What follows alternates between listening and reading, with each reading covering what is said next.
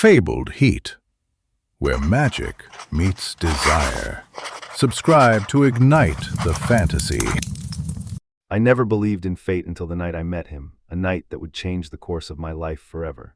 It was a moonless autumn evening, the kind where the air bites at your skin and the shadows seem to whisper secrets of the heart. I'd taken a shortcut through the old forest preserve, a path I'd walked 100 times before, but never with the sense of foreboding that gripped me now. The trees seemed to loom over me, their branches like skeletal fingers reaching out to snatch me back.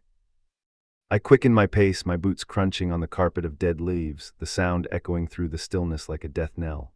That's when I heard it, a low growl that seemed to vibrate through my bones, a primal call that awakened something deep within me. I froze, every instinct screaming at me to run, but my feet seemed rooted to the spot. Before I could move, a massive shape detached itself from the shadows. A wolf, its fur as black as the night, its eyes glowing with an amber light that seemed to burn with an inner fire. My heart hammered in my chest as the creature padded toward me, its muscles rippling beneath its coat like a living embodiment of the forest's power. I knew I should be terrified, but instead I felt an inexplicable pull, a magnetic attraction that defied all logic and reason. As if my soul recognized something in those glowing eyes, something that spoke to a deep and primal part of me. The wolf stopped a few feet away, lowering its massive head to study me, its breath hot and heavy, stirring the hair around my face. Slowly I reached out a trembling hand, my heart pounding in my chest. The wolf's ears pricked forward, and for a moment I thought it might attack, but then, to my utter shock, it nudged its muzzle against my palm. A shock raced up my arm, unlike anything I'd ever felt before, a spark of electricity that seemed to ignite a fire within me. The wolf let out a soft whine and stepped back, turning to look at me over its shoulder as if beckoning me to follow. I should have run, I should have fled, but instead I found myself taking a step forward, then another, drawn into the heart of the forest, into a world of magic and wonder, where the lines between reality and fantasy blurred, and all that was left was the thrum of my heart and the call of the unknown. As I followed the wolf deeper into the forest, the air grew thick with the scent of pine and earth, and the sounds of the night seemed to fade away, leaving only the soft padding of the wolf's paws and the rustle of leaves beneath my feet. The trees grew closer together, their branches intertwining overhead to form a canopy that blocked out the stars, plunging us into a world of shadows and whispers. I felt a shiver run down my spine, a mixture of fear and excitement that left me breathless. The wolf led me through a maze of trees and underbrush, its movements fluid and graceful, as if it knew the forest like the back of its paw.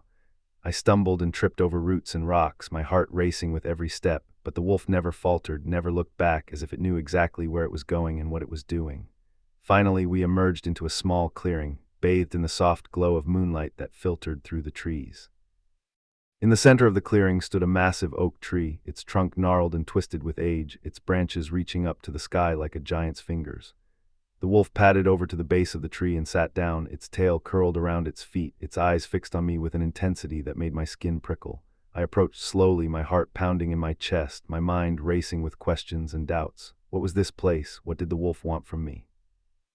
And why did I feel like I had been here before, like I had walked this path 1,000 times in my dreams? As I drew closer to the tree, I noticed something strange. Carved into the trunk just above the wolf's head was a symbol, a circle with a crescent moon inside it, surrounded by a ring of stars. It looked ancient, like it had been there for centuries, and yet it seemed to glow with a faint, ethereal light, as if it were alive. I reached out a trembling hand to touch it, and as my fingers brushed against the rough bark, a jolt of energy shot through me, like a bolt of lightning, leaving me gasping for breath. The wolf let out a low growl, and I looked down to see its eyes fixed on me, glowing with an amber light that seemed to pierce through my very soul. "You have been chosen," it said, its voice deep and resonant like the rumble of thunder. "Chosen for what?" I asked, my voice barely above a whisper. "To fulfill your destiny," the wolf replied, its gaze never wavering. "To become the guardian of the forest, the protector of all that is wild and free." I stared at the wolf in disbelief, my mind reeling with the implications of what it had just said. Me, a guardian, a protector, it seemed impossible, like something out of a fairy tale. And yet, as I looked into the wolf's eyes, I felt a sense of certainty, a deep and abiding knowledge that this was my true purpose, my reason for being. I nodded slowly, my heart swelling with a mixture of fear and excitement. "I accept," I said, my voice steady and sure. "I will become the guardian of the forest, the protector of all that is wild and free." The wolf let out a low howl, a sound of triumph and joy that echoed through the clearing and beyond into the heart of the forest. And as I stood there, bathed in the soft glow of moonlight and the warmth of the wolf's presence, I knew that my life would never be the same again. I had been chosen, and I would embrace my destiny with all my heart and soul.